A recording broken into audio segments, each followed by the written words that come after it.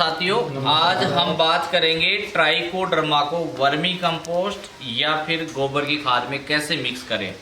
तो हमने आपको जो क्लास में बताया कि वर्मी कंपोस्ट और गोबर की खाद में ट्राइकोडर्मा का मास प्रोडक्शन के लिए सबसे ज़्यादा स्पोर पाया गया। इसी की तर्ज पे हम 50 किलो या 100 किलो वर्मी कंपोस्ट या गोबर की खाद प्रति हेक्टेयर के हिसाब से प्रयोग कर सकते हैं। इसके लिए हम ट्राइकोडर्मा लेंगे।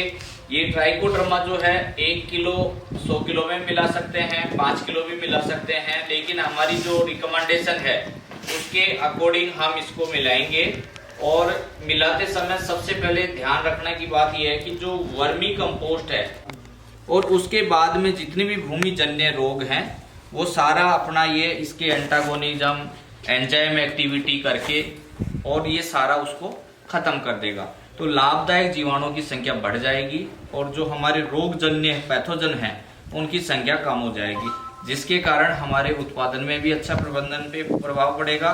साथ ही साथ इसके जो भूमि जन्य जैसे कॉलर रोट है, उगटा है, रूट रोट है, जड़ सलन है, आद्र गलन है, इन सभी रोगों की रोकथाम हो जाएगी। डाल के और छायादार स्थान पे भर के इसको रख सकते हैं। ये विधि 7 दिन के लिए रखेंगे। अगर 7 दिन से ज्यादा रखना है तो फिर एक बार हम पुनः इसको इसी प्रकार से कल्टी करेंगे, तो उसके अंदर जो स्पोर हैं वो दोबारा से मिक्स होते जाएंगे। तो ये प्रकार से हम 15 दिन में ट्राइकोडर्मा को ये 1 किलो को हम इस प्रकार से 50 से 100 किलो में मिक्स करके और उतने में हम स्पोर की संख्या बढ़ा सकते हैं। तो ये हमें ध्यान रखना है। अब हमें सावधानी ये रखनी कि इसको प्रयोग कैसे करें। तो इसको प्रयोग करने के लिए सबसे सुरक्षित तरीका है कि जब हम ये एक्चुअली क्या है भूमि जन्य रोगों के लिए काम में लिया जाएगा। तो जैसे ही हम खेत की बुआई के लिए तैयार करें, खेत की जुताई करें, उसी टाइम पे हम इसकी खेत में ऐसे ब्रॉडकास्ट कर देंगे। जैसे ब्रॉडकास्ट किया उसके बाद में कल्टी लगा देंगे तो ये खेत में इसलिए है। बाकी आप इसको लार्ज स्केल पे भी कर सकते हो।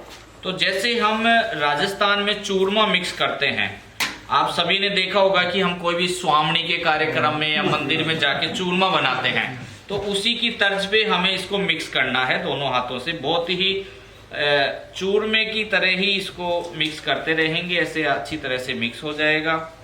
और आप देख रहे हैं कि जैसे जैसे ये मिक्स हो रहा है तो इसमें हम ये भी देख रहे हैं कि नमी जो है वो ज़्यादा नहीं है और ज़्यादा नमी भी ठीक नहीं है। तो इसमें 12 से 14% नमी होनी चाहिए, इससे ज़्यादा ठीक नहीं है। तो हम इस प्रकार से मिक्स कर देंगे। अब मिक्स करने के बाद में हम इसको छायादार स्थान पे बोरी की टाट लेके और उसमें ढक के कवर करके इसको रख देंगे।